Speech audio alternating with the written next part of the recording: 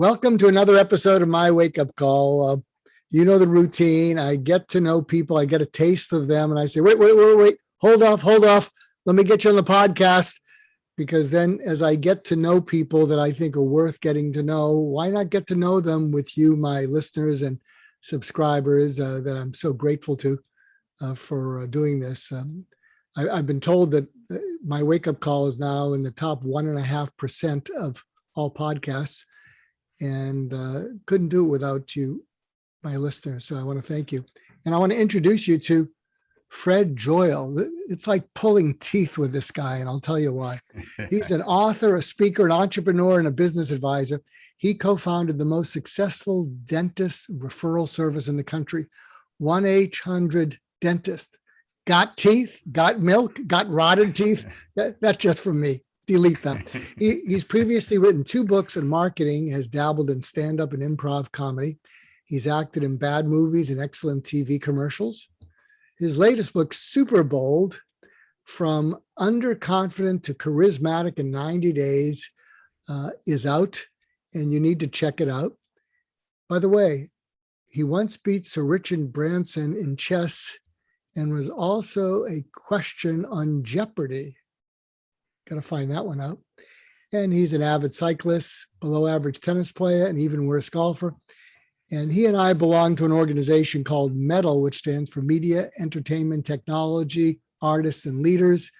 And it's a great community. And if you listen in and you're a male entrepreneur, it's not anti-women. It's just it meets mainly on Saturday, and most women are there with their kids. But women are loved and welcomed by the group. And there's all kinds of activities. So Fred, it's good to see you. You too, Mark. Haven't physically seen you in a couple of years almost at this point. So I know it's crazy. It's crazy. So, but we'll start out like I always do. And you've already, in the intro, there's all kinds of things we can unpack. But if you were to step back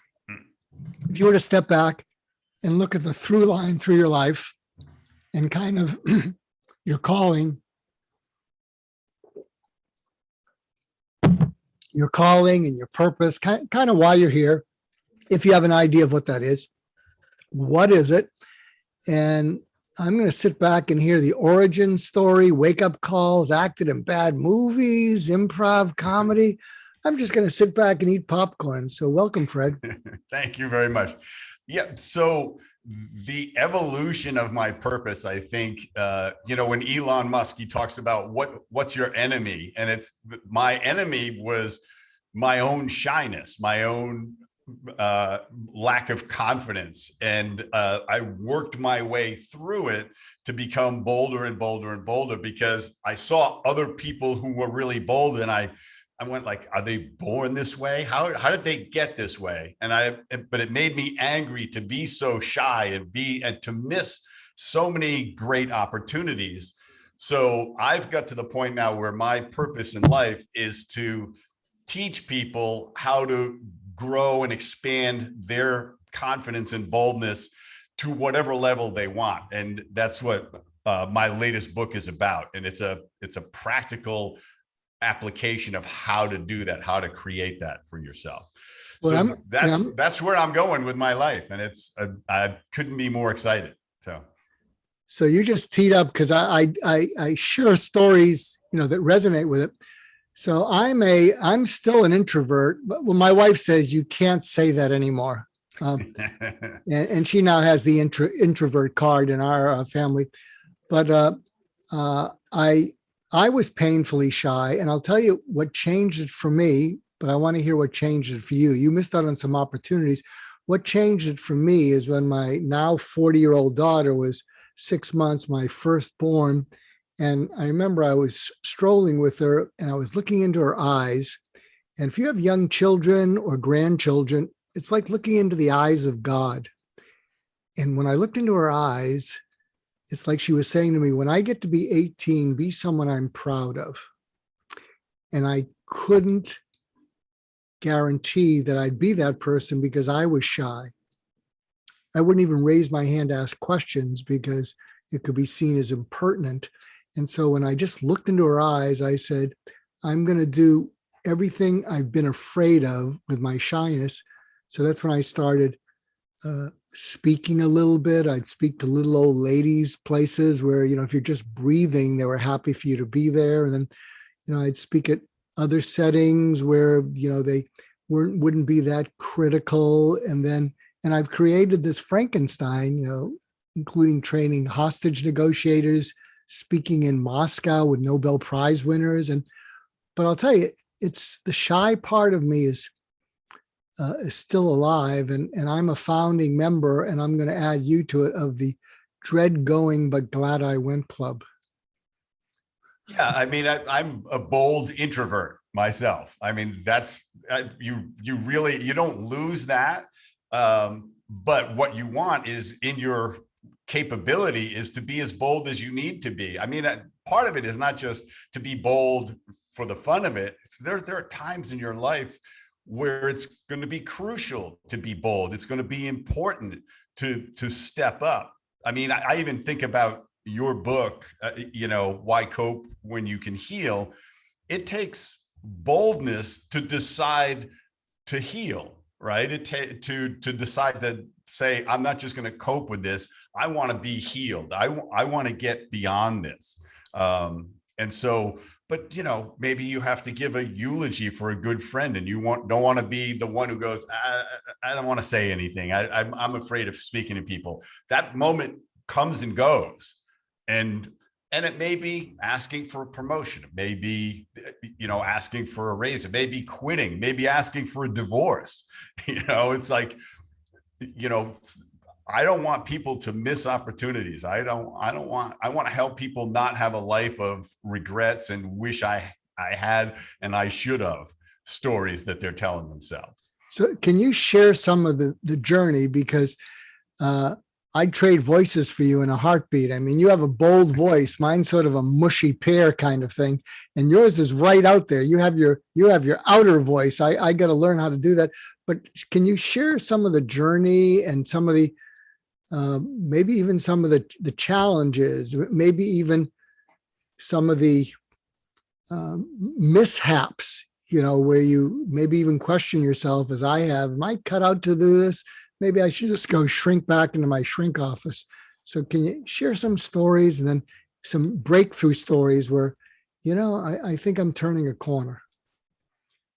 Yeah, I think that one of the really painful moments was when a relationship that could have started, that was a really terrific woman, very much a good match for me. And those are hard to find, that you really resonate with somebody. But we knew each other from other situations, and I was cautious about speaking up. And so I never did. I never advanced it. And then years later, I found out she was just as interested as I was, and curious why I never, approached it. And I went like, that's ridiculous. Like, I can't let this keep happening to myself, because one, I don't want to be alone, and I would like to be with somebody amazing. Well, wait, did you go on a date with her and then you just didn't advance it? No, we were friends, and we just you tell yourself all these stories. Well, I don't want to, embarrass myself. I don't want to, what if she goes, what the heck are you doing? What are you talking about? No, we're just friends or whatever. So I was just too shy to take a shot and say, and put myself out there and be vulnerable. And now I just do it all the time. I'll set myself up. I'm constantly in my discomfort zone, trying to discover things. And it could just be, trying stand up. That the most powerful thing I ever did in terms of really trusting myself, particularly with speaking, was improv comedy, because of the way it's taught. It starts at such a very basic level. It actually starts non-verbally if you're taking the classes, and you just build up this ability to trust yourself to create, and actually enjoy the process, to the point where you eventually can go on stage with a couple other people and create a scene out of nothing. And once you do that, you kind of go, a prepared speech, that's pretty easy. I can work off my PowerPoint. I can look at my notes. I can interact with the audience and ask them questions. So, but, and then I started speaking and I was terrible. But people were giving me a chance to get better. They were letting me, I was riding on my voice worked, my skills were not there. But just got better, just got bigger and bigger audiences. And then I just got, probably the boldest moment on stage. I had 5,000 people in the audience. At the end of it, I invited like a dozen people up on stage to dance with me. And we did this whole made up dance routine, right? And I'm not a particularly good dancer, but it was like, I don't even care if I look stupid doing this. I was at that point, was like, I'm just going to go for it. And people loved it. Most people loved it. Some people thought I was a show off. Some people thought I was an idiot for doing it. Some people thought I was a terrible dancer, but so what? I put it all the way out there because some percentage of the people went, this is wonderful. And they were on their feet dancing and screaming. And I said, a whole bunch of you are going to wish you were on stage with me right now. Cause I invited anybody up who wanted to. And I said, you're missing out. All these people stepped up and now they're on the stage. They're getting to look at you and see what it's like up here. So it's great moments like that. So clearly you're super bold. Every day you stay in your discomfort zone or you visit it. But as you look back at that underconfident child, what was that about? Were your parents supportive and you were just shy and that's just the way it was? Or where do you think its roots were? I think that my mom was extremely bold because she had to be. My older brother had polio as an infant. And we grew up, my dad was a mailman and my mom was a dental assistant, actually. And she had to do, this was the epidemic was in 1953. It was the last polio epidemic. And she had to do whatever it took to help my brother, because they would be in a ward with 200-300 people in an infant ward, and they wouldn't let the parents in. So she, being dressed like a dental assistant in scrubs, pretended to be a nurse and went into the ward and took care of my brother. Which to this day, and I mean, you've met my brother. They said he'd never walk. They said, he'd probably never be able to move his head. At 18, he was an auto mechanic. Okay. So that's how wrong they were, because she was determined to give him a normal life, and she succeeded. She became the first female life insurance salesperson in the state of Rhode Island. She was always out there. And she was always pushing me to do stuff and I was the opposite. I was like, when somebody overwhelms you, I get to the point where she was constantly putting me in my discomfort zone too young, because she just went like, this is how you get through life. And it's like, yeah, but I can't speak, right? I can't step up. I can't even make a phone call. The idea of calling a girl and asking her out on a date was inconceivable to me, which is ironic since my whole career was based on a 800 number, but life could be ironic. So pick out some turning points, maybe through high school or college or afterwards that are memorable, that were milestones or moments when you said, enough of this already.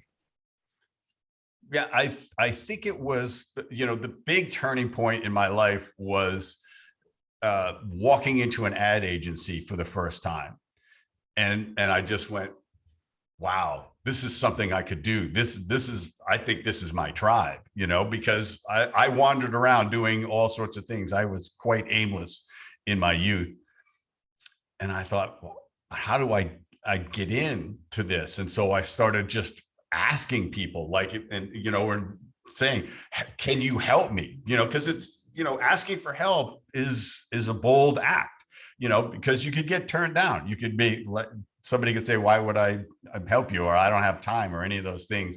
and an introvert retreats back in and goes like, I'm going to do it all myself. I'm going to figure it all out that way. But somebody just said, I'll help you, but you have to do this first. You have to go to this night school first. And because of it, I learned how to write advertising. And then I became a copywriter in an agency. I got the first job I ever went on an interview on. And because I had done all of these ridiculous jobs over 8 or 9 years, you know, from laying carpet to working in a machine shop to selling frozen meat door to door, I had like 40 jobs. I really understood how businesses tried to operate. So I was really good at interacting with the clients who were coming into the ad agency. And I had become a little crazy. I was willing to be more daring because I trusted my wit. I trusted my creativity because I finally had an outlet for it. So that blossomed into the big bold step was starting my own business with a friend, starting 800 Dentists. We knew nothing about how to run a business. We were young and naive enough and could live on nothing and just thought, let's try it. And we just had to go door to door to find dentists to join the organization. And that's what we had to do for a couple of years, which is not what a shy person likes to do. But it was, the results kept coming. We built a business. We started the first day we ran ads. We got 50 phone calls and we went, wow, this really could work. And so that was the reinforcement to just get bolder. And when you act with boldness, and I think you probably experienced this, the neural pathways change. They widen so that your reflex becomes a little bit more bold. And you started gradually, right? You started talking to little old ladies and stuff like that. That's exactly what I'm teaching in the book, is like, control the dosage of your experience as you try to become bolder. And your nervous system cooperates, and you can atrophy the shyness neural pathways eventually. So are you speaking on this now? What is your focus now in terms of media speaking? Do you still have 1-800-Dentist, or did you sell that? No, I sold 800 Dentists 5 years ago, which gave me the chance to finish this book that I've been, Superbold, that I've been working on. But what I want to do is, get the book out there, but also do workshops on it where people can come in for 2 days and we can really do an accelerated version of this, and also do keynotes to just get people to thinking about it. I've done some lectures on this already. Actually, our friend Bill Dorfman, 2 years ago, I did his LEAP organization. I did my first Boldness lecture was to these high school kids. And it was really well received. And that's when I said, I definitely have to, I actually made a commitment on stage that I would get the book done. You force yourself to have to produce once you declare it publicly. So that was the beginning of really talking about it. And so now I am scheduling a series of keynotes and building a workshop where I can do this around the country and get the book out. The book's, it's me reading the audiobook as well. So some people like, the number of people that read a hardcover book is fairly limited, as you know. So they can listen and find out how to become bolder too. What are some of the ahas that you can give my audience a taste of that they might not have thought of? If they read the book or they listen to you, what are some of the things they will discover about going from shy to bold? The thing that I learned that I keep using all the time is that being embarrassed is actually a choice you make. You can choose to not feel that way. You can choose to not react that way. And the way I put it is like, dying of embarrassment is not a medical diagnosis. You can't actually, I think you might be able to die of boredom, but you can't die of embarrassment. So in any given situation, if you're confident, you don't have to feel embarrassed. You could be sitting there and end up spilling wine on your shirt in a conversation at a dinner or something like that. And you could be humiliated by that, by your clumsiness and how this is going to look all night. Or you could just say, this is why my dry cleaner loves me. And everybody just laughs and it's over, right? And you got nothing to be embarrassed about, because you've chosen not to experience it that way. So when you start to do that, when you start to say, all right, I'm not going to decide to be embarrassed about this, so what's my other choice? And once you start making those choices, you realize this actually relaxes people. It's just like when doing stand-up comedy, if the joke doesn't land right, if you blame the audience, that doesn't work. You just have to laugh it off and say, it was funny when I wrote it in the bathtub this morning, and just move on. And the bad comics are the ones that are nervous or anxious and have great jokes, but can't deliver them because they're too nervous, or they blame the audience when the audience doesn't laugh. The audience is there to laugh, right? So it's your fault they're not laughing. So move on. But that concept I think is really powerful and transformational. That reminds me of something I've been speaking to people about, and I try to practice it and I've been thinking of writing a book on it. And if you're listening in, I'm probably not going to write the book, but you could write it if you're listening in. I was thinking of writing something called 101 Opportunities for Poise. Oh, I like it. And so when there's something that goes wrong or people's eyes are on me, in my mind, I say opportunity for poise, because I realize that people are looking at me and they're wondering, how is he going to react? Because they're thinking, if it was me, I'd probably I'd lose my biscuits or whatever the heck I'd lose. So there's a part of me that I don't seek it out. But when it happens, that trigger says opportunity for poise, because sometimes the people will remember that more than anything else. Well, I think you even perfected it as a therapist, where instead of just reacting to people, to whatever they said, you took the time to process it and think about the potential ways to respond and made a choice eventually what's going to be the most effective thing to say, which is very different than what most people do. Most people react, right? The first thing that comes in the head comes out of their mouth.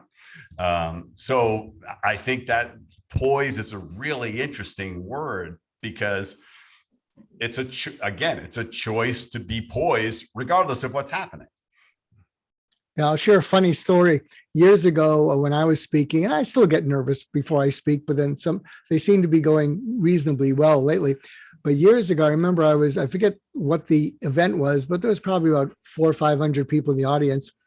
And I've kept a journal since 1976. And I'm up to volume 254, 45,000 pages. And I keep the journal because what I realized is if I thought something or I felt something, it was worth writing down. Whereas if I showed it to people, they'd say, what does that have to do with anything?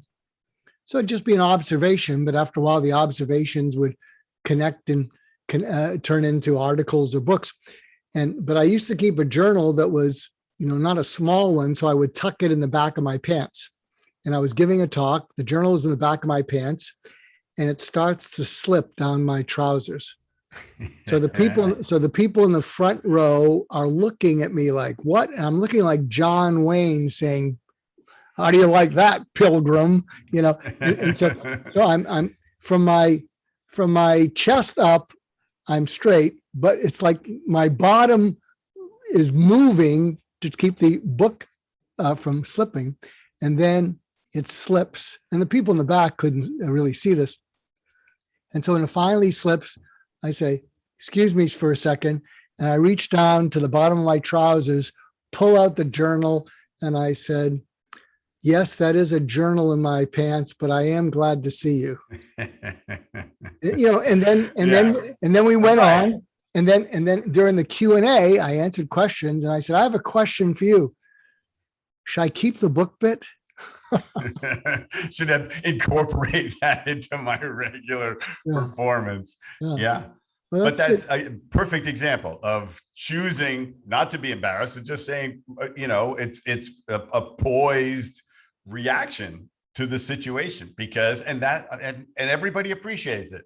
And what happens also is it humanizes you. Totally. Right? Now you're not this icon speaking anymore. You're a regular person. I tell this to speakers all the time. I said, don't be afraid to, like, if you mess words up and stuff like that, just eventually say to the audience, could somebody say this word correctly for me? They'll jump right in and say it. But then you own those people, right? Because they went, oh, he's flawed like me. And they pay attention. You've changed it from above and below to on the same level. And that's the easiest way to connect to people. That's an interesting thing. You said flawed like me, because one of the things I notice with charismatic speakers, I mean, really larger than life.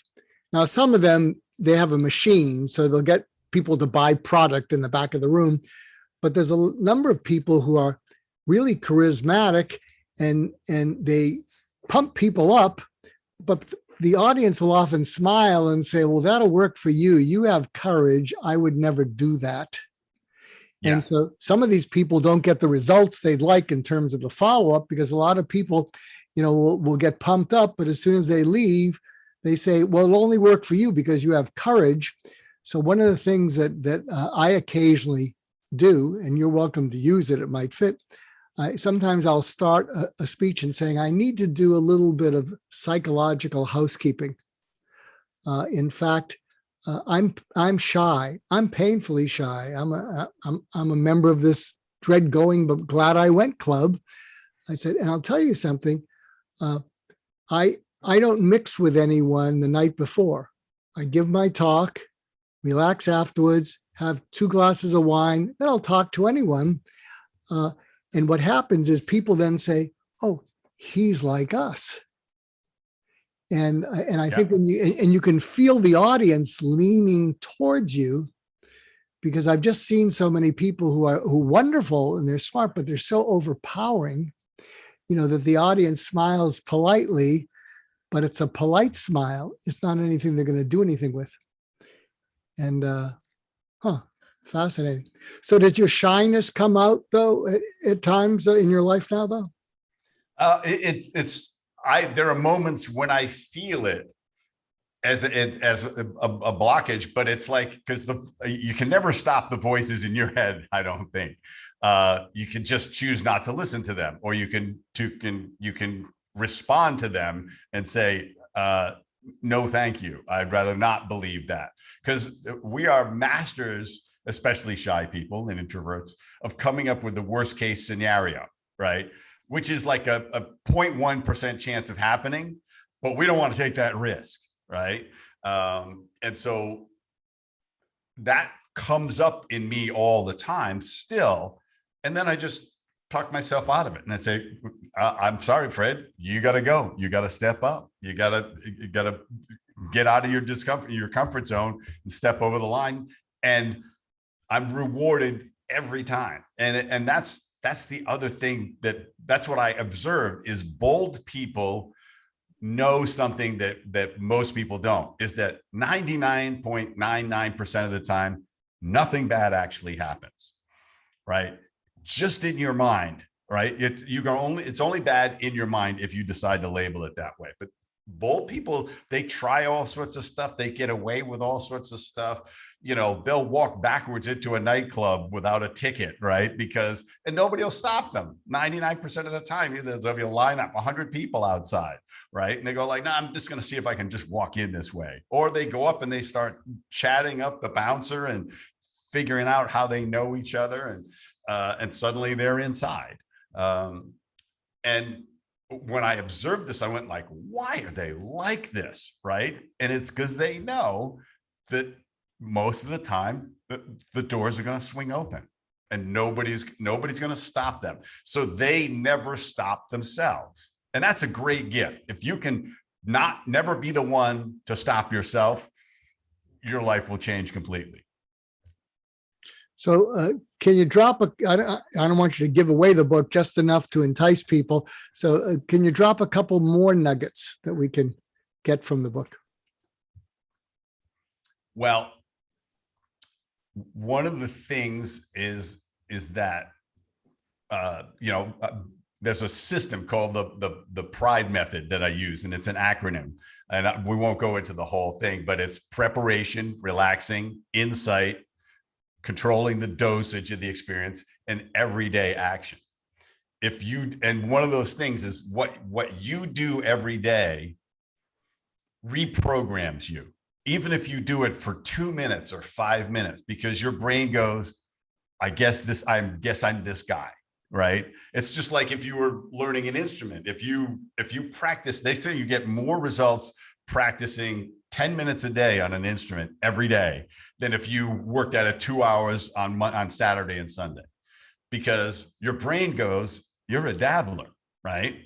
And goes, but if you do it every day, your brain goes, I guess I'm a guitar player, and it works on it. It as a writer, you do more of your writing when you're not writing, because your brain says, oh, I'm a writer, and he started an idea and I got to keep working on it, and that's why we come up with all of this stuff. So that everyday action is powerful. The other thing, I talked about insights. One of the insights is nothing bad happens. The other insight is that people are not thinking about you anywhere near as much as you think they are. They're thinking about themselves, right? They think about you for a few seconds, and there will be people who have judgments about you. So what I recommend is like rank whose opinion actually should matter to you and by how much. And that becomes really powerful, because we get hung up on the opinions, especially in the social media world, right? We're totally hung up on the opinions of these complete strangers who don't know us at all, who knows what sort of mental disorder they've got going on, or what their day is like, or whatever.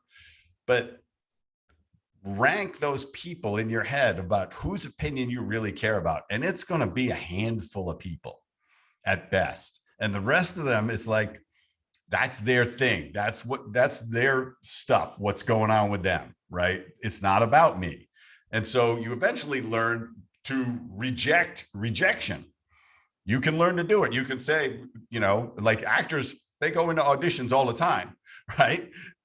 It's a rejection lifestyle that they go into, and it's part of the job, right? They don't expect to get most of the roles they go out for, but it just bounces off them. Great salespeople the same way. That they get turned down on a phone call, they just make another phone call. So learning to reject rejection can be really powerful, and it can be learned.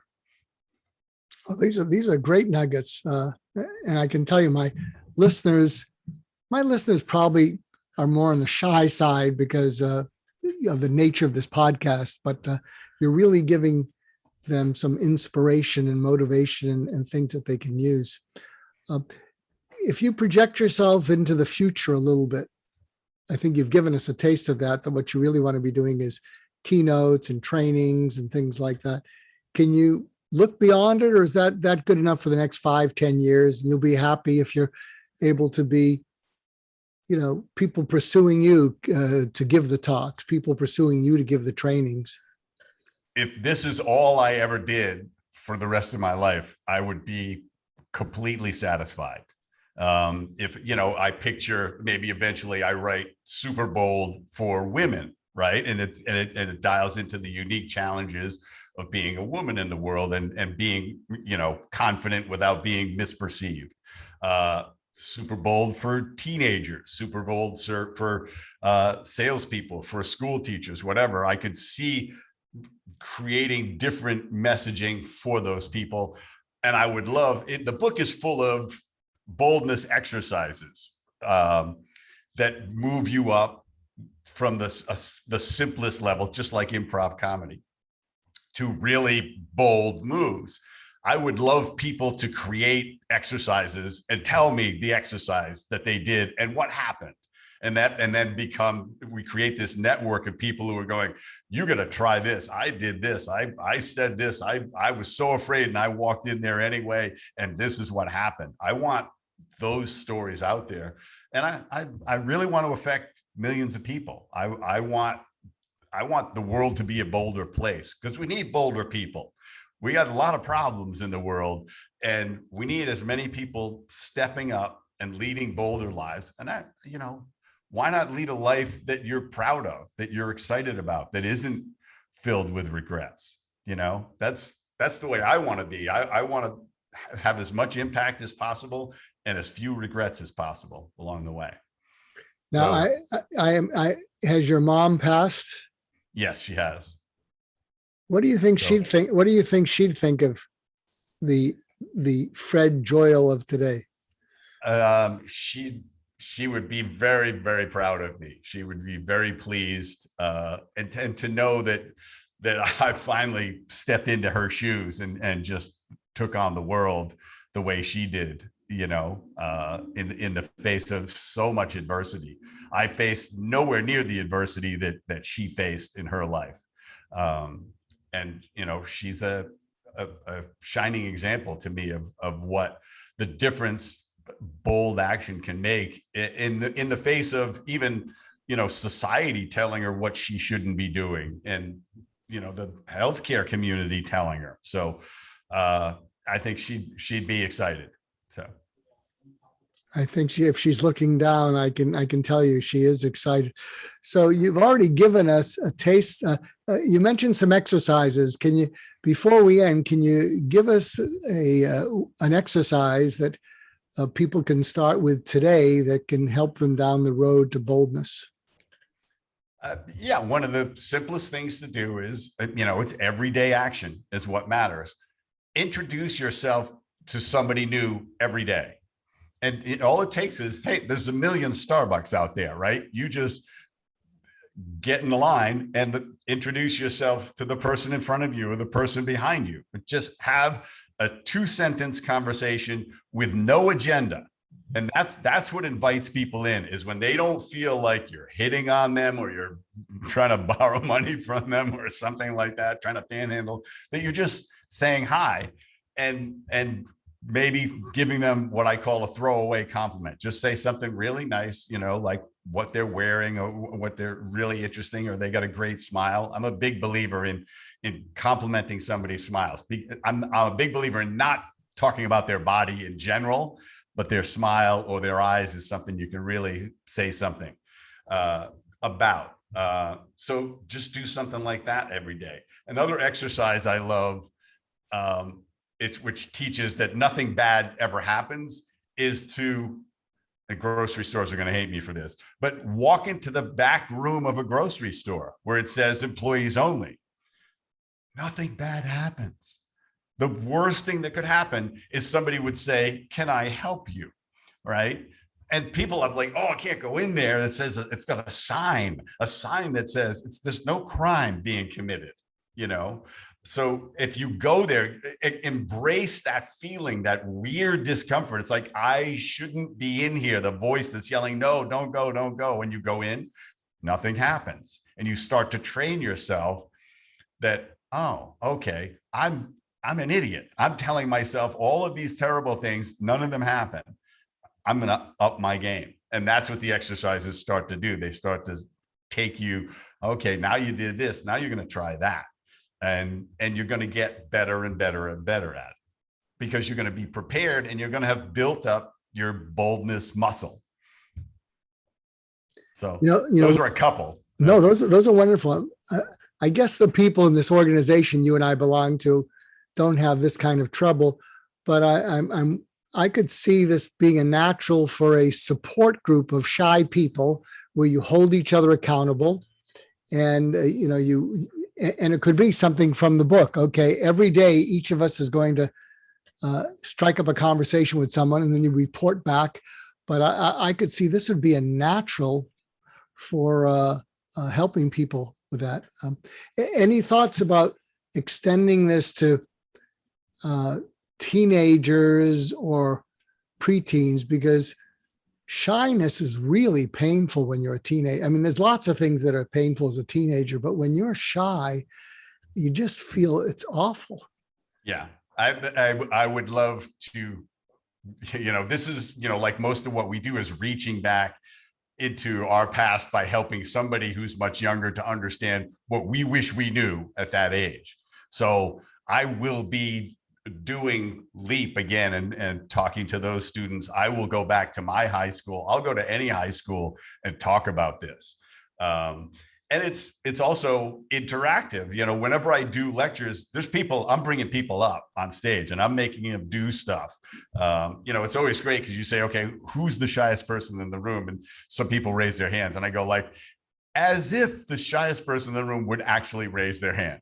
I said, I know it's one of you not raising your hand. So I'm just going to pick somebody. Right. And then have them do some stuff and just go like, how did that feel? And how did the audience react to it? And they go like, well, that was great. That was fun. Get them to do karaoke. The last thing I did, I had a group of people and I made them do Shakespeare on stage. Right. I had one sheet of stage. I have wigs for them and everything. They had no idea what was going on. And I went like, how could you be anxious? That was fun. We were being ridiculous on purpose. And I said, you didn't feel anxious at all, did you? And they went, no, this is just, I was doing a woman's voice as a man. It was, what could be more, how could I feel embarrassed about that? It's supposed to sound ridiculous. I said, yeah, that's the lesson, approach everything that way. So. I've never, I don't know if this is maybe sexist, but you're actually delightful. I don't know that I've used that word with my male guests, but maybe it's because there's a delight that you're taking from this.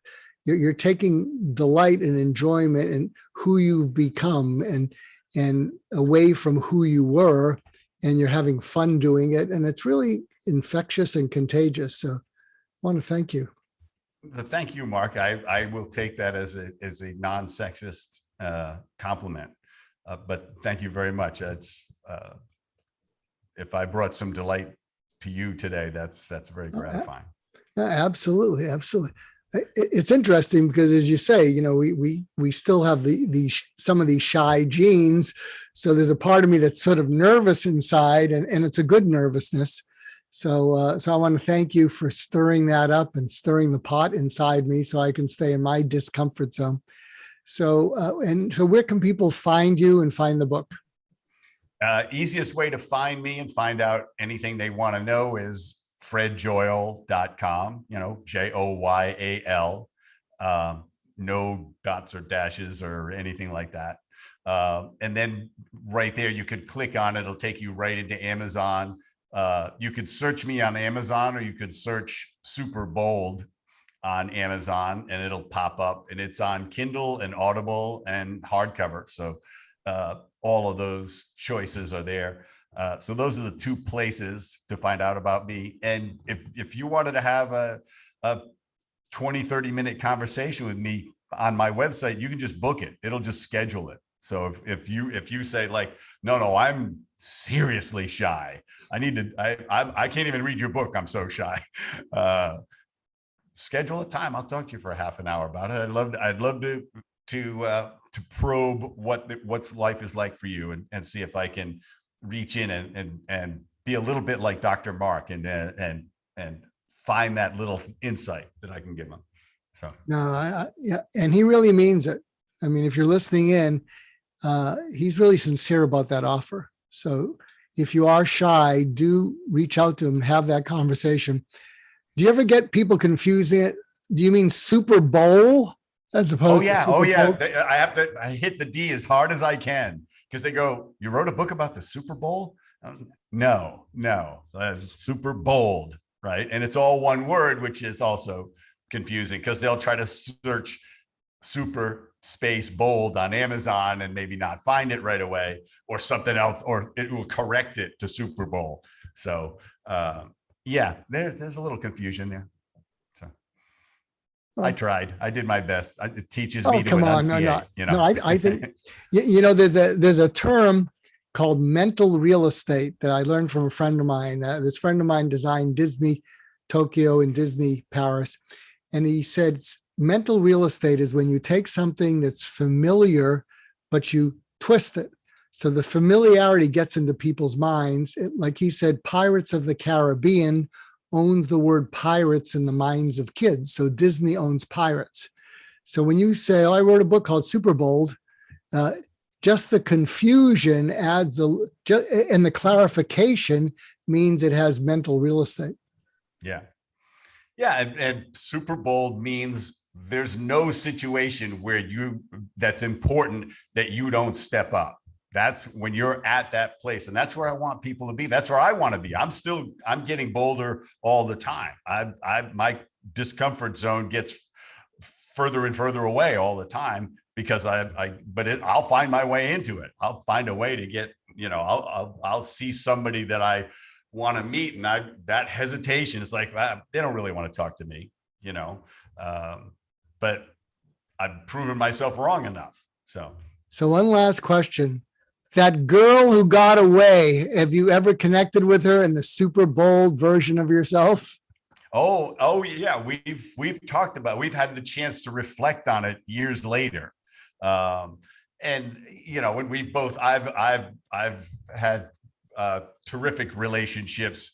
I've been blessed with great women in my life. And so we can look back on it as both of us going like, why didn't you speak up? Well, I didn't want to embarrass myself either. I'm the woman, I can't do that. And like, well, somebody should have, and we just laugh about it now and we're still friends, so it's great. That's great.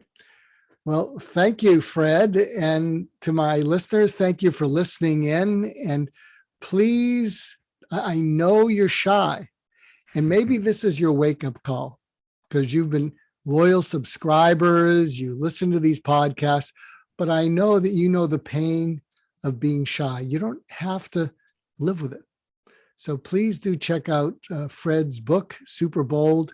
Check him out at Fred Joyal. Go to his site. He will speak to you.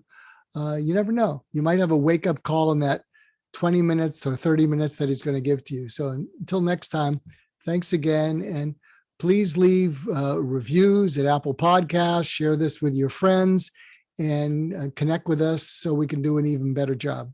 So until next time, take care, everybody.